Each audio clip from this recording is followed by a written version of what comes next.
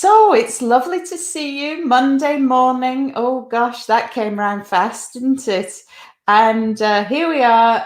It's this week's Moving Through Menopause podcast. And I want to welcome Rebecca Reid this morning.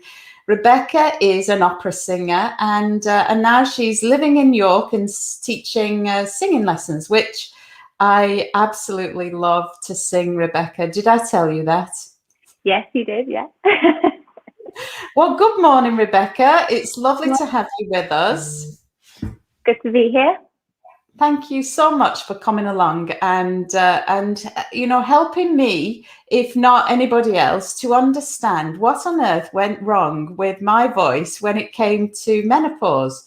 Because, I've always been a singer regularly since I was very young and had singing lessons at school, and I've pretty much always sung in a choir. And, with the passage of time, what I noticed was my soprano top notes started to become quite croaky, actually. And, that was really disheartening for me because, are you a soprano, by the way? I am, yeah.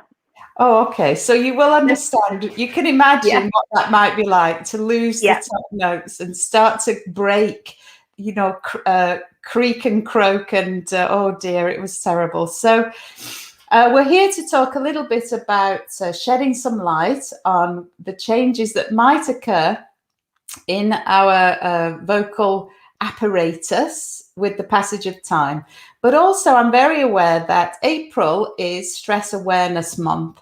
And there's something that I absolutely can say categorically is that singing is so good for the soul. And, you can't leave a rehearsal feeling cross or miserable or, it's just not possible. We all leave with a smile on our faces. Mm-hmm. So we're going to address that a little bit as well.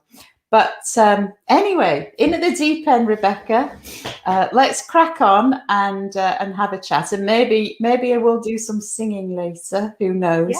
Yeah. So where shall we begin? Shall we begin with the croaking? Yeah. Okay. So I think you can't really separate aging from menopause. Okay. You can't really separate them. We know that men go through a similar thing as they age. Okay. But the range of symptoms, the severity of symptoms is very different. So whilst they are seeing things, we as women are seeing the worst of it. And I think when it comes to like the vocal level, we're kind of looking at the role of estrogen and other reproductive hormones that have jobs outside of our reproductive system. They have so many other jobs. And estrogen in particular has a role in the production of collagen. So that's, we're talking, we see changes in our skin, we see changes in like our muscle tone, our joints, the connective tissues and things like that. So, so it's quite reasonable to think that any hormone change is happening at vocal level because your vocal cords are made up of muscle fibers and all sorts of skin. So that's where we're seeing some of the changes. But the other thing we're seeing is, as part of aging, is ossification. So that part where the larynx is then starting to sort of like stick together. So it may feel that the croakiness is that the larynx isn't quite as flexible. So it's not moving the way that you expect it to move. Or it could be that the vocal cords are behaving slightly different. So it does depend. And it's very individual because the effects of hormone and aging affects us all differently. Yeah, that makes sense actually. Just a general stiffening of the apparatus. Yeah. So it's less cooperative then, like lots of our parts become slightly less cooperative. So, there is an inevitability around this with the passage of time. But my experience as a movement specialist, teaching movement to people, is that practice is the thing that really, regular practice is the thing that really makes all the difference to how our bodies cope with physical activity, and we can count singing amongst those activities with the passage of time. And so it is that ongoing practice, I suppose, is it? It is, and there's like a term or a phrase that's kind of cycling within this field of research, singing and menopause, that kind of says, use it or lose it. Those that regularly exercise their voice see less changes, less severity of changes, because they're kind of keeping up on the maintenance, I suppose, of the voice, compared to those that are dipping in and out, or are just using, like you say, just using choral performances or choir rehearsals as it needs a bit more maintenance. I suppose it's like a bit of machinery. The older the machinery gets, the more you need to use it to keep it in good shape. So it's well, that's it, isn't it? I think so. It's interesting that a rehearsal once a week isn't sufficient, is what you're saying. No, she's shaking her head. Yeah. So, and it's going to depend on.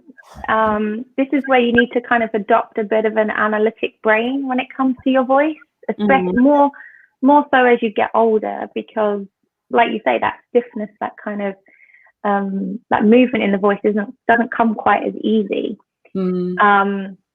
That's true. So when you're exercising it, you need to be kind of thinking, like, is it loosening up? Or do I need to try a different exercise? Do I need to do longer? Do I need to do shorter? Do I need to do every day, just a little bit every day, or can I take a break?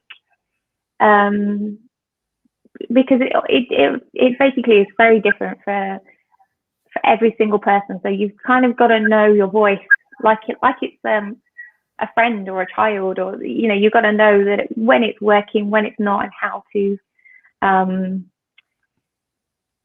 to get it moving again. And so it's got to be done more so on a regular basis as you get older, definitely.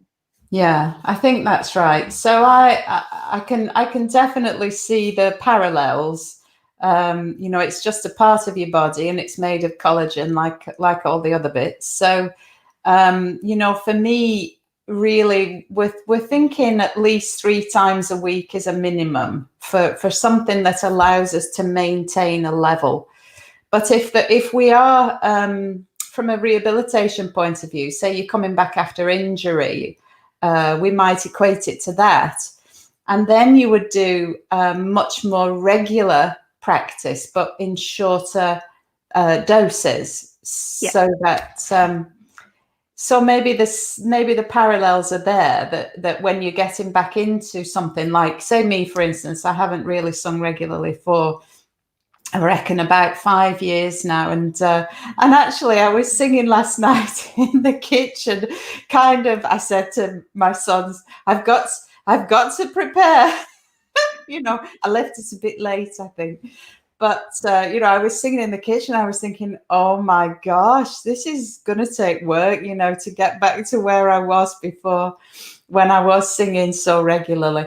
But anyway, and that, let's not let that put us off, because singing is so good for us, and it exercises the brain, and it's particularly beneficial for breathing, posture, and managing excessive muscle tension. It does generate relaxation, undoubtedly. And like I say, you just can't leave a session feeling miserable. It's just not possible. So, what kinds of things would you recommend? Have you got some suggestions? In terms of exercising? Yeah. So one of the things I think is is important is, and this goes for younger singers as well, this idea of warming up is kind of something you can kind of, yeah, if you do it, you know, you probably should, but you don't really, you want to get in there, you want to get in with the songs, and it's the exercising that's really important. If you only ever spend time exercising, your songs are naturally going to improve, but it's how you exercise. So you kind of want to start with 10 minutes and gradually expand that to about 20-minute sessions. And then, but the best way of doing that is like 10 minutes, taking an hour, doing 10 minutes, taking an hour's break, and keep going. You can go all day doing that, but you have to be very intentional when you're doing that. So I think one of the things you, especially as you get older, is you need to kind of get it going first before you can properly start exercising. Is getting it going. And you're a soprano, aren't you? I mean, yeah. This is the other thing with a lot of sopranos, they start to lose their top notes and they start to panic, so they move to alto, and actually that can worsen the problem. Yeah, well, do you know what? I just can't sing anything other than the melody. So even if I'm supposed to be singing the, you know, the alto part, the underneath part, I end up gravitating back towards the tune. So it's so hopeless. I must say, though, I'll tell you this. I lived in America for 4 years, and I sang in America. I sang female barbershop. And so in female barbershop, the top part isn't the melody. It's actually the underneath part, the second part. And so I sang what they call lead. And so you're in a slightly lower register, but you've got the tune. So that actually seemed to suit me very well. But then I came back to the UK and it was all top F and G. And I'm like, it's not, like, it just wasn't coming out. So anyway, go on. Okay, so the important part is to exercise the middle of your voice. Oh, okay. So if you look after the middle, then either end takes care of itself. It's the middle that is your foundation. So for a soprano, you're looking between an E above middle C and the octave above. And it's about working this area first. Right. And it's also in terms of when you move into your song practice, this is where you want to start in this middle range and hang out here for a bit. Then add the top kind of when you're warmed up a little bit, you're feeling a bit more ready physically, and then you want to be sort of almost doing like a cool down by coming back to this. I call it a reset. You've used the top, but you now want to reset where your middle is. Yes. And if you do it, structure it this way, the voice stays in shape a little bit longer. But love it. So if you want to get going, I'm going to start you kind of on the E above middle C. Okay. And I'm starting you here as a soprano because you have a natural break somewhere. If you're a soprano, F sharp, somewhere around there. Oh, yeah. For sopranos, this is a sticky point. I know. No matter what age you are, this is a sticky point. Okay. You need to work the sticky point first. If you get the sticky point, then you'll start to be able to move back and forward between your middle and your lower much easier. Okay? So we're just going to take it really, really in small sections as well. So we're just going to do a very simple 5-note scale. And you can pick whatever vowel you want to do. E, E, A, O, U. Well, I'll go with R. Ah, it's easiest, yeah. These are the easiest, yeah. Okay, go on then. Give me the notes. Ah, ah. Good. And I'm just going to move up. Ah. Good.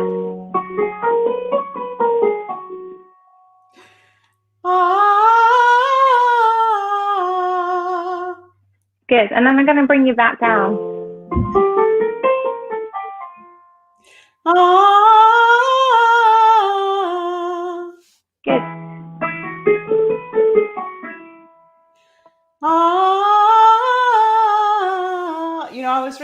I was aware that. I don't know how I breathed before I started then. Okay. So the easiest way is to get rid of all the air first. Oh, yeah, good point. So blow it all out and then start with a good breath. Yeah. But what I'm kind of getting you to do is move very small steps. We only went up to an F sharp and come back down, and then you'd go back up maybe 2 or 3 times until that bit comes a bit less sticky. Then you add the next half step, and then you come down, and then you add the next half step, and you come down, and you go up, and you're just working this little area back and forward, and you'll start to feel that stiffness, that that not kind of wanting to get moving. That kind of starts to free up because you're kind of just working the sticky areas and then expanding sticky areas. So this is where you kind of want to start. Right. Your practice in the morning. You want to get it going, and then later in the day when you feel a bit more physically, you then want to go into your upper passaggio. So that sort of E, F, F sharp into the top G. Yeah. Work that the same way, and then add your upper and your lower. I mean, it is incredible, the parallels, actually. And I find it hard to believe that I haven't made this this comparison before. But, you know, so much of what you say to me has these parallels with the physical work that I teach, you know. And you said it all comes from the sort of the center, and Pilates were all about the core, you know, the center, and then everything else comes from that. So it is fascinating, the parallels. And, you know, and the fact that, like you said, practice is the thing, regular practice. And in the morning, don't be too ambitious because your body's not warmed up yet. And, you know, the vocal apparatus is just the same in that regard. So, yeah, it's fascinating, isn't it? I must say, Tom Jones is still at it after all this time. Yeah, and I think it is down to how you use your voice. And I think, like you said there, that, you know, like it draws parallels with the movement side of things that you do. Is you can't just think about vocal level as a singer. You have to think much bigger. So you have to think about posture and breathing, and you have to work those probably more. I would say I spend most of my time working these areas rather than my voice, because I need these foundations to work. And if they kind of working together, so I use like Pilates and yoga and things to support these things, they actually help my voice. Although I'm not actually practicing, I'm using sort of alternative therapies to support how the voice is going to behave. And again, this is something as you get older, you need to do more of to maintain everything. Yeah, well, it's fascinating to hear you say that. I didn't realize we had so much in common. To keep yourself physically fit for the job that your voice has to then do, and you know, like you said, I mean, I don't imagine you could possibly be singing all day without you know, fatigue setting in.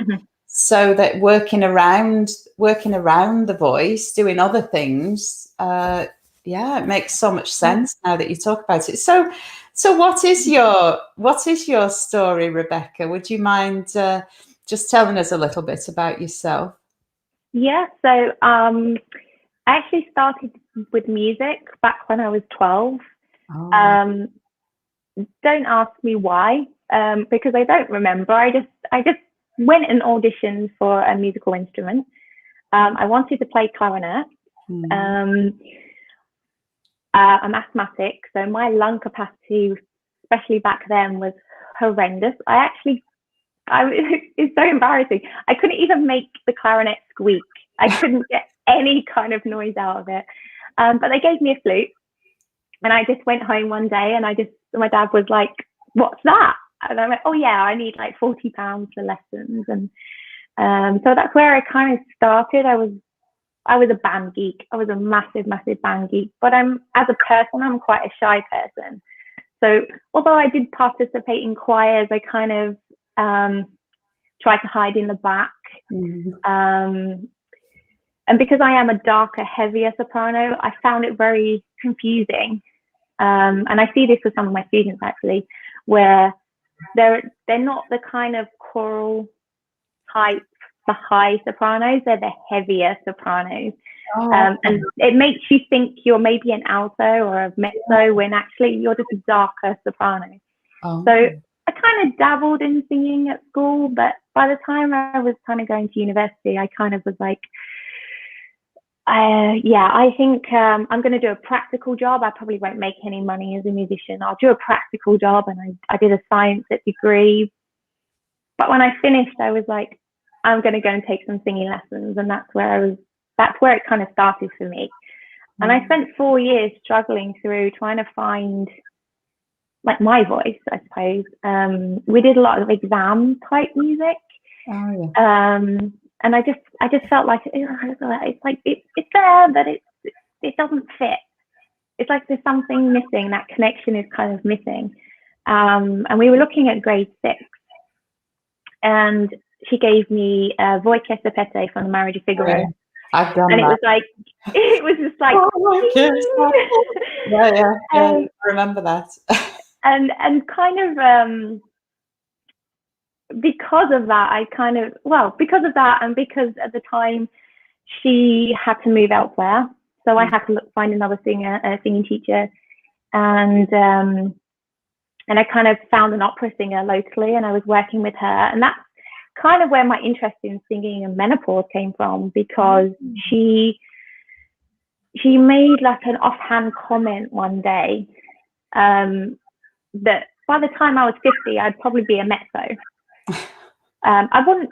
Her theory was I wouldn't lose my voice. I would just become a mezzo. And I'm one of them students. I'm like, why? Like, I want to know why. Like, why am I spending all this time as training as a soprano if I'm inevitably I'm going to and have to retrain and relearn lots of new repertoire and things. And she just kind of shrugged and was like, well, that's just the way it is, because it is not talked about. So by the time I kind of gone through that, and I'd gone through my own kind of vocal struggles with getting the right technique for me, getting it to work, I decided that I liked this idea of that, I suppose a holistic approach, looking outside of the voice, using lots of different things. And I found lots of people were asking me questions about it. I was a singer, I was in different groups, in different performances, and people just naturally kept asking me questions about, oh, I have this problem, how do I fix this? Or, when you do that, like, how do you do that? So I started to get more interested in this kind of teaching side. And I think that kind of appealed to my sciencey brain that I do have. So when I did my music education masters, and we were kind of discussing what I do as a dissertation, this thing came back in my head, this memory of, by the time I'm 50, I probably will be a mezzo. And it was like, okay, I'm gonna do this. I'm gonna find out why this happens. And I did my research. And I suppose kind of naively, I thought I'd get the answers. What actually I got was a million more questions. So research is ongoing, but so I now teach in this very holistic way, and I teach a lot of shall we say mature singers that kind of come to a similar point where what was working is not quite working as it used to. So not only do you have to work on the technique, the kind of what's going on, because as we get older, we do start to see a lot of I don't know if it's a term that you use as well, maladaption. So one Absolutely. Thing changes, and then it kind of has like a snowball effect. But it's also the mindset, because the voice is not going to be the same, but it can be different, but it's like adjusting to what that different sound feels like. Yeah, I suppose, like you say, it can be different. It can still be fabulous and wonderful, but the music still has those notes in it, Yeah. it's the problem. But yeah, no, I mean, I think you're right. Absolutely. Of course, you're right. And it's just absolutely a fascination to me that I've been a singer and I've been a Pilates teacher and I've been a yoga teacher, and I've never put the two together. Like, I mean, absolutely. And and what was interesting really was that it was so disheartening for me. Yeah. So disheartening to think that, once something that was just you could just do, it just wasn't happening in the same way. But actually, the chorus that I sang with in America, we were a medal-winning chorus of 100 women. I'll have you know. Yeah, I mean, it was just amazing. We went to the World Sweet Adeline. It was a Sweet Adeline chorus. I don't know if you've ever heard of them. Championships in Nashville, and we were 6th in the world. So I mean, yeah, there was actually, I think the best chorus, funnily enough, you came from Nottingham. Yeah, the best chorus in the UK that was actually there is called Nottingham Lace, and they're from Nottingham. Oh. Yeah. So anyway, but a lot of those women were very mature women. I was one of the younger ones at the time, and this was probably 9 years ago, 10 years ago that I was singing with them. And so, yeah, that, it's possible is the thing, isn't it? And it's, do you know the other thing I should say? Those women had the most fabulous faces because of using the facial muscles, expressing, with the face, meant that they really were looking really good for their seniority. Is what I would say. It's a wrinkle, isn't it? It's showing the face muscles. Yeah, definitely. Yeah, absolutely. So do you kind of specialize in this client group then? Would you say the more mature audience? I'm moving that way. The research is not quite there. It's an under-researched area. There's no kind of quick fix. There's no one size fits all. You kind of got to take each student as they come in similar ways you would when they're younger. But I think that the hardest thing is that mindset is kind of realizing that what was there may not still be there. And I actually did an interview with somebody for my research last year.